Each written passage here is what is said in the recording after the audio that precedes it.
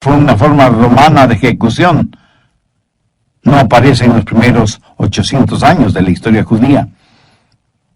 En la Biblia, en los tiempos de David, la gente era ejecutada por apedreamiento. Pero aquí encontramos por inspiración divina una profecía acerca de la cruz. Note la parte final del Salmo 22, verso 16. Horadaron mis manos y mis pies.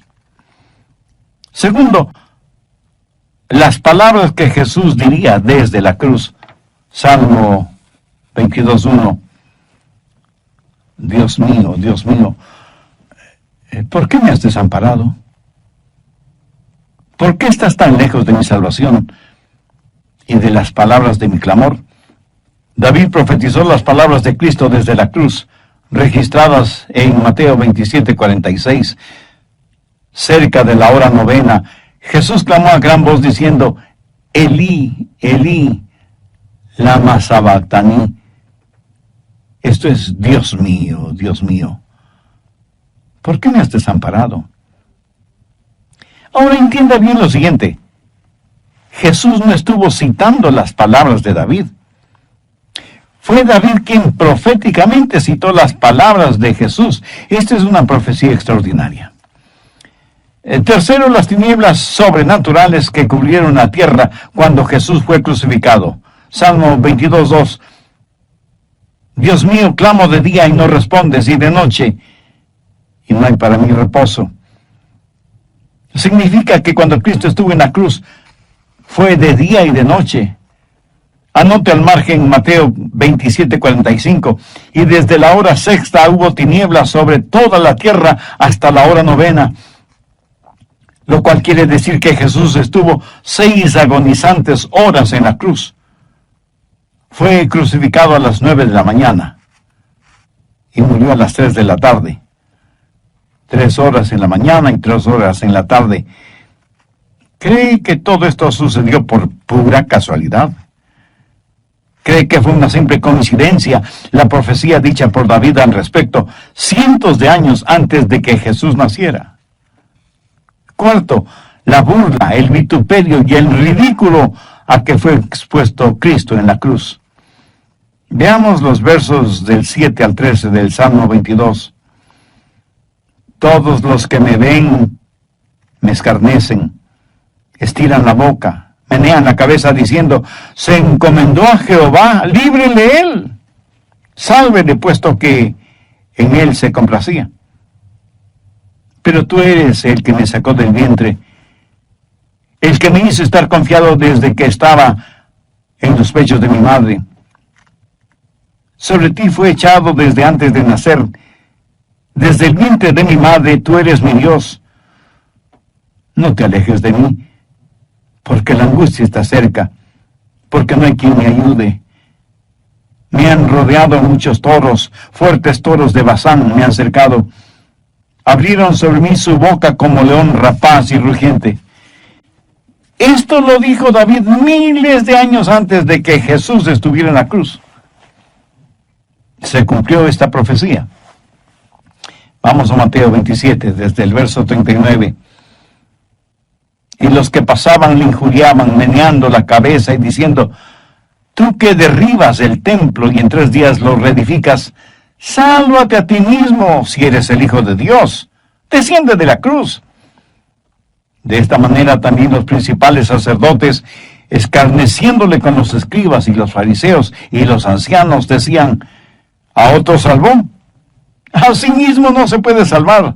Si es el Rey de Israel, descienda ahora de la cruz y creeremos en él. Confió en Dios. Líbrele ahora si le quiere, porque ha dicho, soy hijo de Dios. Lo mismo le injuriaban también los ladrones que estaban crucificados con él.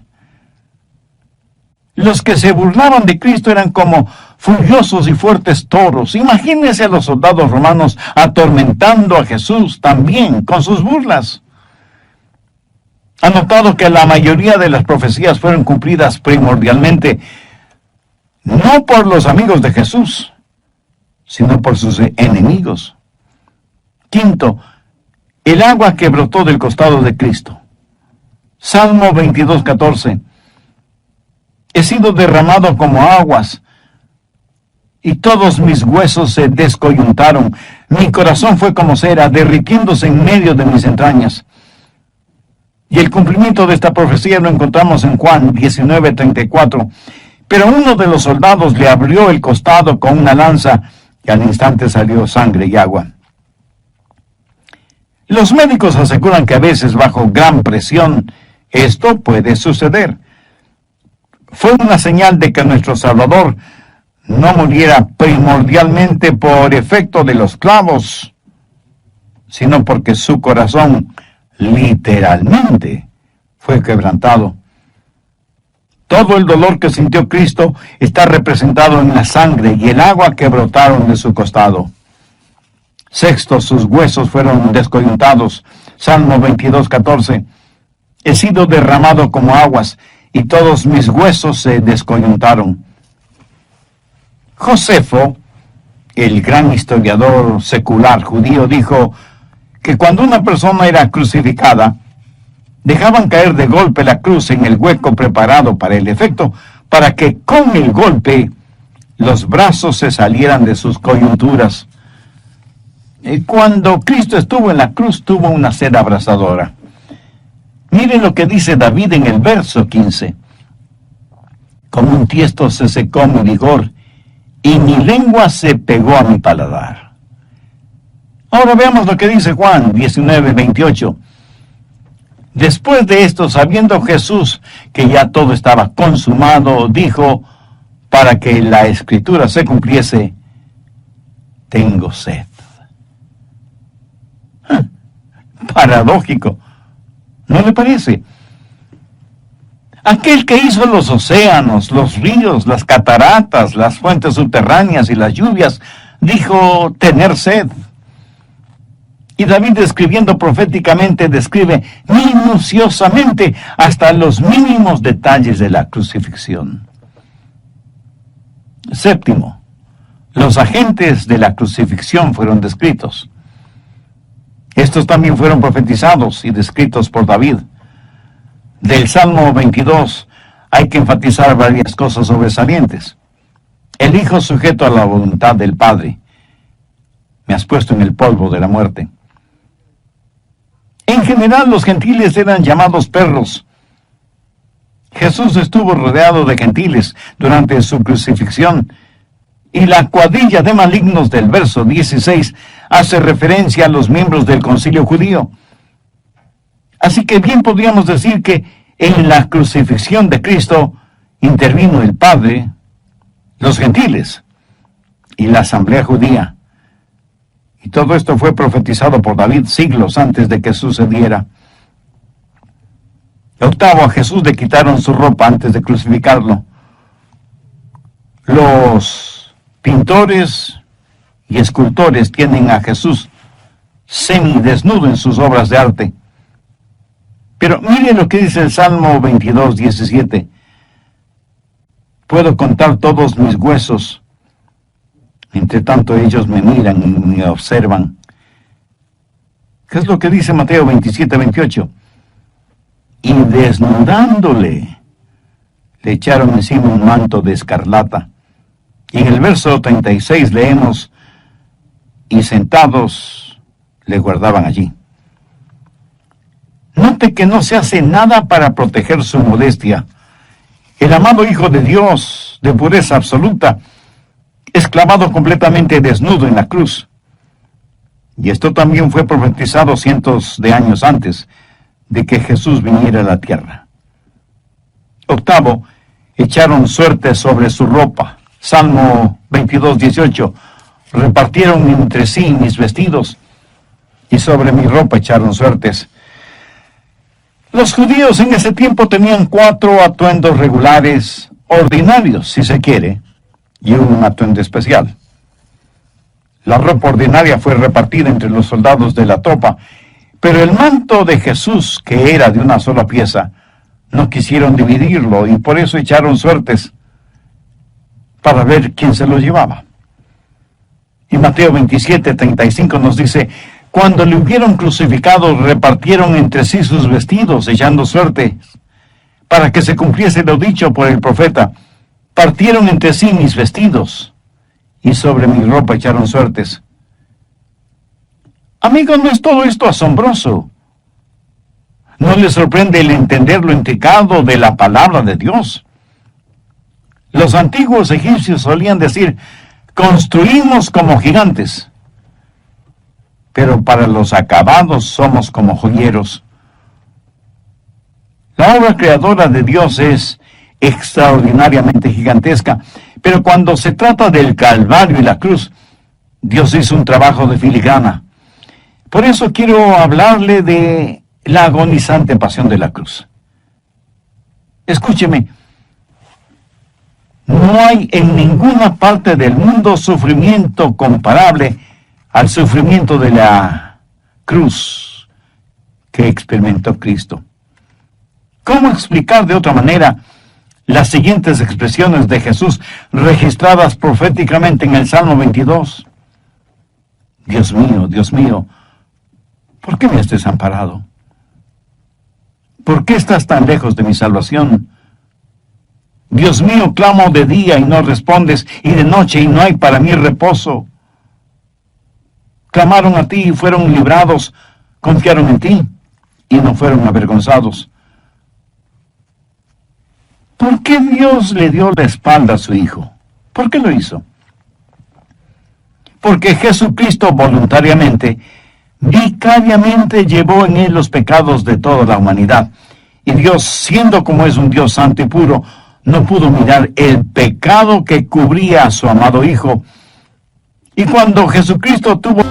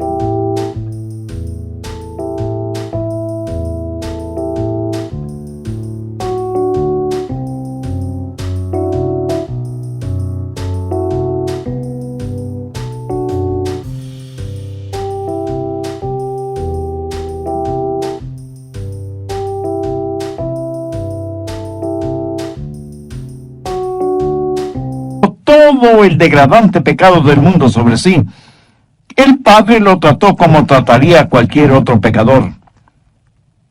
Cristo murió solo, suspendido entre el cielo y la tierra, sin la ayuda de su Padre. David, cuando escribió el Salmo 23, pudo decir en el verso 4, aunque ande en valle de sombra de muerte, no temeré mal alguno, porque tú estarás conmigo. Pero Jesús no pudo decir eso, sino, Dios mío, ¿por qué me has desamparado? ¿Por qué Dios desamparó a su unigénito Hijo en un momento tan crucial?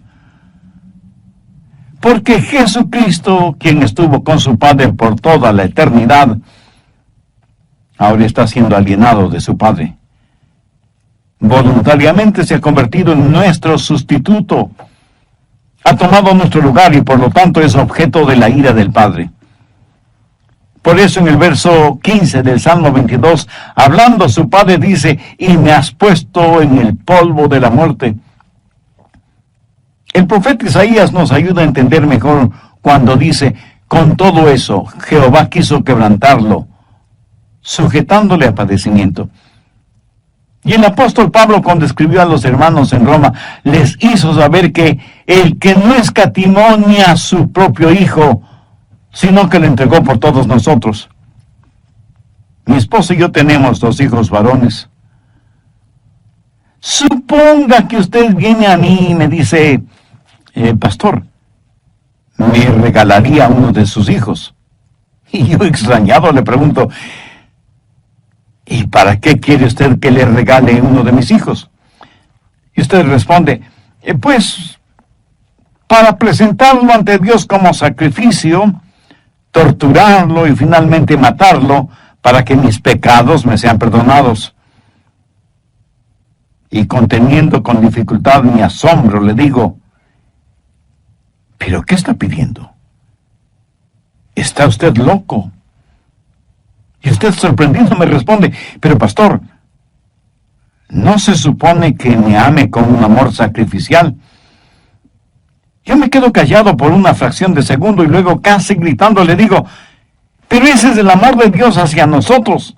Y francamente, mi amigo, con vergüenza debo admitir que yo no le amo a usted hasta ese extremo. Pablo dice que Dios no escatimó ni a su propio Hijo para que muriera en la cruz en lugar nuestro, como nuestro sustituto. Por lo tanto, ¿piensa que Dios perdonará sus pecados aunque usted no reciba a Cristo como su Salvador?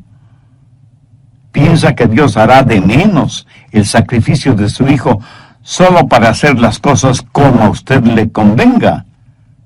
Absurdo, ¿no le parece? Noveno, Jesús sufrió a manos de quienes le odiaron. En el Salmo 22, los versos del 6 al 8, aunque es David quien escribe, son proféticamente palabras de Jesús. Mas yo soy gusano, y no hombre, oprobio de los hombres, y despreciado del pueblo. Todos los que me ven me escarnecen, me estiran la boca, menean la cabeza, diciendo, se encomendó a Jehová, líbrele él, sálvele puesto que en él se complacía. ¡Qué humillación!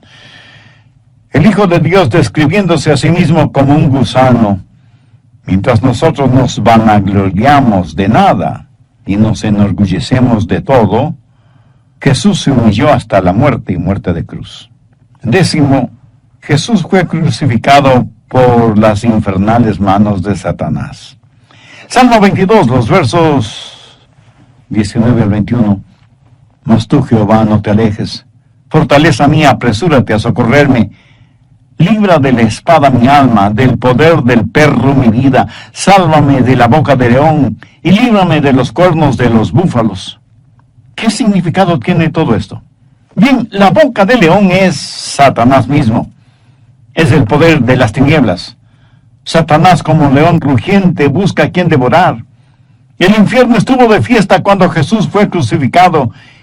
Y ya hemos hablado de la agonía de la cruz. Y que no hubo peor muerte que la muerte por crucifixión. Ejecutar a alguien por haber hecho el bien es una afrenta muy grande para cualquier sistema judicial en cualquier parte del mundo. Siendo estudiante universitario tomé un curso en criminología y fuimos a conocer en el estado de Florida la prisión en donde ejecutan a los condenados a morir en la silla eléctrica. Muchos estudiantes nos sentamos en esa silla eléctrica. Cuando yo me senté en ella, pensé cuán terrible debía ser el morir electrocutado.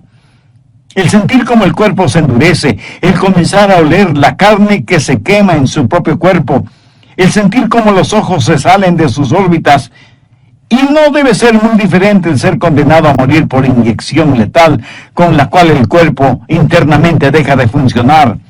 Las fosas nasales se ensanchan en forma horrible, y el cuerpo se convulsiona y retuerce en forma incontrolable, y finalmente la persona ejecutada muere. Y aunque por lo general no nos gusta hablar de la muerte, todos la experimentaremos, más tarde o más temprano. Ahora escúcheme atentamente. Vivir la vida sin Cristo es muy triste, pero morir sin Cristo es eternamente trágico.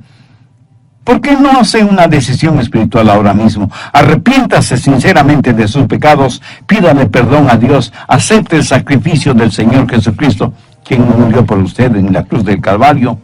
En la voz del pastor Lenín de Llanón. Casi al finalizar el programa anterior expuse una verdad teológica paulina e incontrovertible. Pablo dice que Dios no escatimó ni a su propio Hijo para que muriera en la cruz en nuestro lugar, como nuestro sustituto. Por lo tanto, ¿piensa que Dios perdonará sus pecados aunque usted no reciba a Cristo como su Salvador? ¿Piensa que Dios hará de menos el sacrificio de su Hijo solo para hacer las cosas como a usted le convenga? Absurdo, ¿no le parece? Jesús sufrió a manos de quienes le odiaron. Jesús fue crucificado por las infernales manos de Satanás. ¿Qué quiero decir con todo esto? En el Salmo 22, los versos 19 al 21, leemos: Mas tú, Jehová, no te alejes, fortaleza mía, apresúrate a socorrerme. Libra de la espada mi alma, del poder del perro mi vida. Sálvame de la boca del león y líbrame de los cuernos de los búfalos. La boca del león es Satanás mismo, el poder de las tinieblas. Satanás, como león rugiente, busca a quien devorar. El infierno estuvo de fiesta cuando Jesús fue crucificado, y ya hemos hablado de la agonía de la cruz, y que no hubo peor muerte que la muerte por crucifixión. Siendo estudiante universitario, tomé un curso en criminología y fuimos a conocer en el estado de la Florida la prisión en donde ejecutan a los condenados a morir en la silla eléctrica. Muchos estudiantes nos sentamos en esa silla eléctrica. Cuando yo me senté en esa silla, pensé cuán terrible debía ser el morir electrocutado. ¿Sabía usted que cuando Cristo murió en la cruz, literalmente Él sumergió su alma en el infierno por usted? Quiero decir que Él fue al lugar que todos nosotros deberíamos ir, el infierno. Porque como Pablo lo dijo, por cuanto todos pecaron, están destituidos de la gloria de Dios. Sin embargo, es ese amor insondable, inexplicable de Dios hacia nosotros que inspiraría al apóstol a decirles a los hermanos en Roma: porque la paga del pecado es muerte, mas la dádiva de Dios es vida eterna en Cristo Jesús, Señor nuestro. En solo 6 horas, las eternidades fueron comprimidas. En 6 horas, los pecados del mundo fueron amontonados sobre Jesús, el Hijo de Dios. Murió por las manos santas de Dios, las manos llenas de odio de los hombres y las manos infernales de Satanás. ¿Por qué? Porque por inexplicable que parezca, Dios nos ama más allá de toda explicación o comprensión. Solo Dios puede amarnos a pesar de lo que somos. Y desde un punto de vista eminentemente humano, el amor humano siempre es condicionador. ¿Ha oído la frase: si me amas, te amaré? Pero lo que realmente desafía nuestro entendimiento es que todo esto fue profetizado minuciosa y detalladamente 1000 años antes de que Jesucristo viniera a la tierra. Por último, déjenme hablar un instante sobre la abundante provisión de la cruz. Deseo que note un cambio súbito en el tema del Salmo 22. Primero, en un sentido descendente, y luego en un sentido ascendente. Veamos el verso 22. Anunciaré tu nombre a mis hermanos, en medio de la congregación te alabaré. Un momentito, pastor, un momentito. ¿No iba Jesús a ser crucificado? Pensé que Él murió en la cruz. ¿Cómo es que ahora lo vemos en medio de la congregación alabando a Dios? Escúcheme. Jesucristo es retratado en esta profecía como profeta, sacerdote y rey. Primero, como profeta, Jesús declara al Padre. En el verso 22 leemos: anunciaré tu nombre a mis hermanos, en medio de la congregación te alabaré. Jesús dijo que había venido a la tierra para dar a conocer al Padre. Y no hay manera de que nadie pueda conocer al Padre si no es por medio del Señor Jesucristo. Leemos en Juan 14:6, Jesús le dijo: yo soy el camino y la verdad y la vida. Nadie viene al Padre sino por mí. Observe que Jesús con esa declaración cerró absolutamente cualquier otra forma o manera de llegar al Padre. En nuestros días aparecen como hierba mala los falsos profetas, los mercenarios espirituales, los autoproclamados pseudomaestros y guías espirituales, los apóstoles plásticos, o sea, aquellos hombres y mujeres que se amoldan a una u otra mundanalidad religiosa o conveniencia social, con el único fin de beneficiarse económicamente, con la credulidad de los ingenuos o de los que no tienen ningún convencimiento de las cosas de Dios. En vano el apóstol Pedro, al escribir su segunda epístola, dice a los hermanos: pero hubo también falsos profetas entre el pueblo, como habrá entre vosotros falsos maestros, que introducirán encubiertamente herejías destructoras, y muchos seguirán sus disoluciones, por causa de los cuales el camino de la verdad será blasfemado, y por avaricia harán mercadería de vosotros, estos hablando mal de cosas que no entienden, como animales irracionales, nacidos para presa y destrucción, perecerán en su propia perdición. Volvamos a las palabras de Jesús.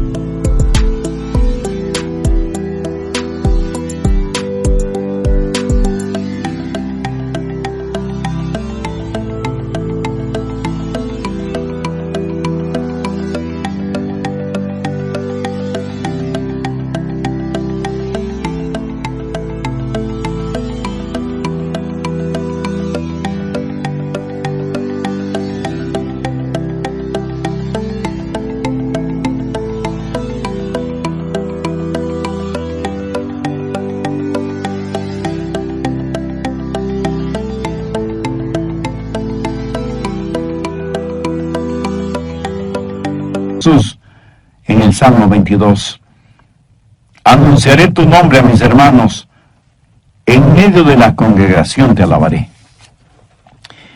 En las iglesias grandes o pequeñas o en las células familiares siempre hay un momento para alabar y adorar a Dios por medio de la música. ¿Sabe quién está en medio de todos esos hermanos alabando a Dios el Padre? Pues el mismo Señor Jesucristo. Uno debería sentirse avergonzado si es que no canta, sabiendo que a lo mejor Jesús a su lado sí está cantando.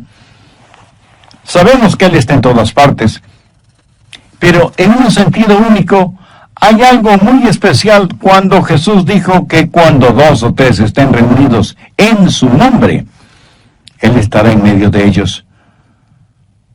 Un hijo o una hija de Dios que no se congrega para escuchar el mensaje de la palabra, para estudiar la Biblia, para adorar y alabar a Dios junto con otros hermanos en la fe, no sabe la tremenda bendición que se está perdiendo. Es muy triste, pero no menos verídico, que algunos que se dicen cristianos van a la iglesia solo en 3 ocasiones. Primero, cuando nacen. Segundo, cuando se casen. Y tercero, cuando mueren.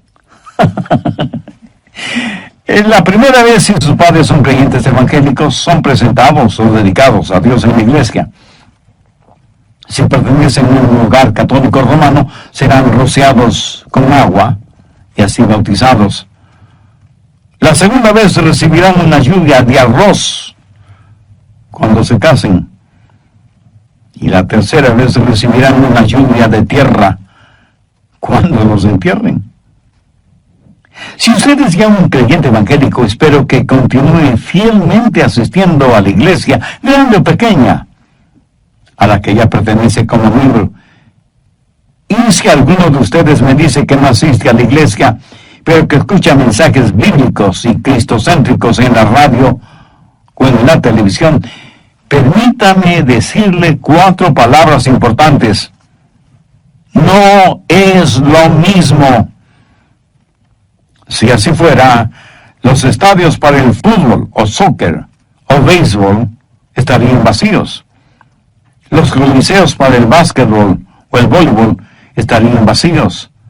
Porque casi todos los deportes en estos días pueden ser escuchados por la radio, pueden ser vistos por la televisión, pero no es lo mismo. Y como dice el dicho popular, Una cosa es con guitarra y otra cosa es con violín. Sí me entiende, ¿verdad? Por motivos de trabajo, un joven tuvo que ir a una ciudad y le escribió a su enamorado una carta diaria desde la ciudad que estaba bastante lejana de donde salió.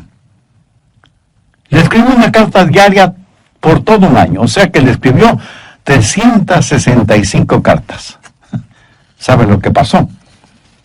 La muchacha terminó casándose con el cartero. Hay algo inexplicable en eso de estar presente. Hoy en día se puede llenar solicitudes de trabajo, hacer transacciones bancarias, organizar negocios por medio del Internet, pero las entrevistas finales y las firmas de responsabilidad en asuntos comerciales o judiciales hay que hacerlas estando allí de cuerpo presente. Así que, con el respeto y la consideración que usted me merece, permítame citar un refrán popular que ilustra perfectamente la importancia de estar ahí. Dice, el amor a la distancia es precursor de inconstancia.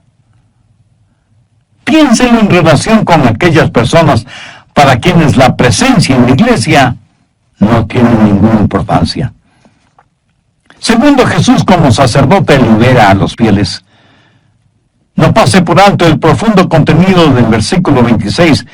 Comerán los humildes y serán saciados. Jesús es el pan del cielo. Es nuestro sacerdote que nos alimenta y nos libera. Él prepara banquetes para nosotros, banquetes mejores que los de Salomón. Tercero, Jesús no solo es profeta y sacerdote, sino también rey. Miren los versos 27 y 28. Se acordarán y se volverán a Jehová todos los confines de la tierra, y todas las familias de las naciones adorarán delante de él, porque de Jehová es el reino, y él regirá las naciones. Este Jesús que ellos pisotearon, este de quien el Padre tuvo que esconder su rostro, este del cual los hombres se burlaron y lo vilipendiaron, es el Rey de Reyes y el Señor de Señores. No en vano el profeta Isaías dijo, porque la tierra será llena del conocimiento de Jehová, como las aguas cubren el mar. Cuando Jesús subía hacia el Gólgota, por el camino conocido como la Vía Dolorosa, algunas mujeres piadosas estaban a la vera del camino. Y al ver a Jesús tan golpeado y sangrante, esas mujeres lloraban intensamente.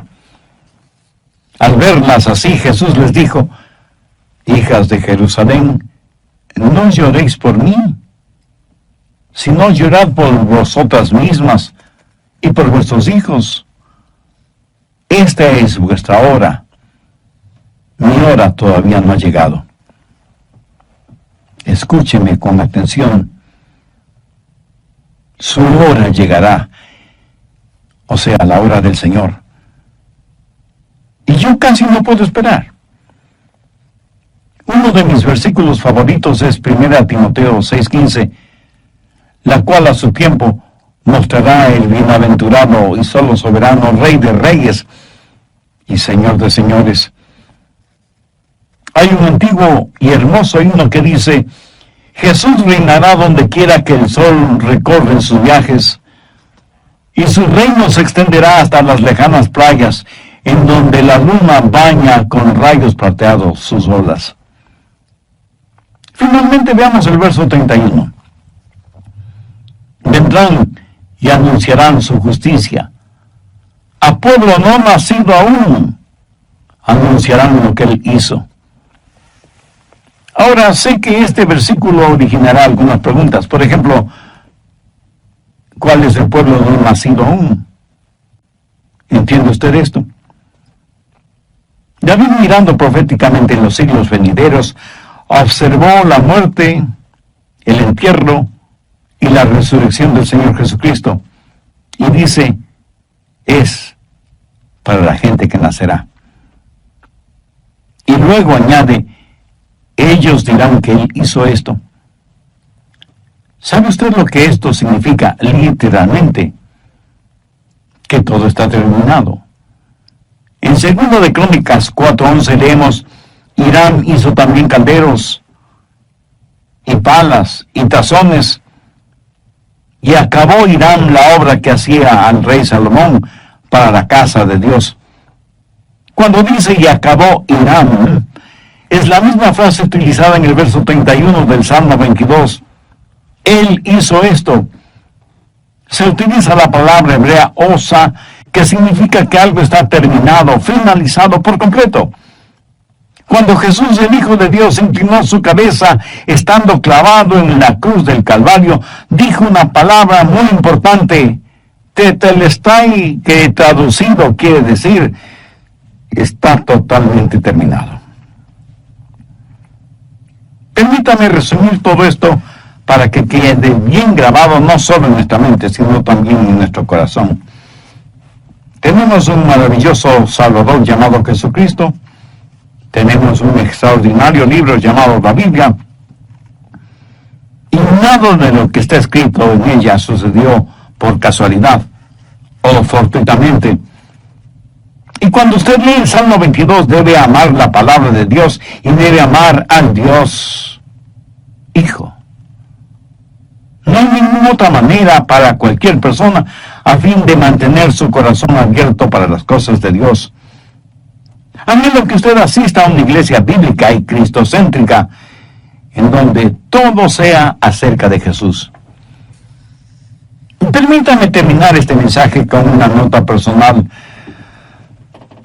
Si yo no fuera salvo, yo no tendría que pensarlo 2 veces para hacerlo. Y sabiendo lo que ahora sé, hubiera deseado ser salvo antes de mis 14 años, que es cuando recibí a Cristo en mi corazón. Ahora escúcheme atentamente, por favor. Si yo personalmente pudiera entregar mi corazón a Jesús a nombre suyo, mi amigo, mi amiga, lo haría este instante sin ninguna vacilación. Pero me es imposible el hacerlo, porque esa debe ser una decisión personal suya. Y debe hacerla voluntariamente. Pero le he entregado el mensaje de la palabra de Dios. He enaltecido el nombre de Cristo. Le he dado a usted muchas razones para que venga Jesús, para que lo reciba como su Salvador y Señor. Recuerde que Dios no escatimó ni a su propio Hijo para salvarle a usted. Por lo tanto, no hay manera de que Dios perdone su pecado si es que rechaza a Jesús. Si lo rechaza, usted recibirá todo el impacto de la ira de Dios, el castigo por sus pecados, castigo que usted, yo y todos los seres humanos lo merecemos. Si en este momento usted quiere aceptar a Cristo y tener una relación personal con Dios por medio de Jesús, si le gustaría tener la seguridad de la vida eterna y que cuando muera se irá al cielo, si quiere aprender a adorar a Dios en espíritu y en verdad, le invito a que ore conmigo la siguiente sencilla oración, pero dígala con fe y con sinceridad, depositando toda su confianza en Dios.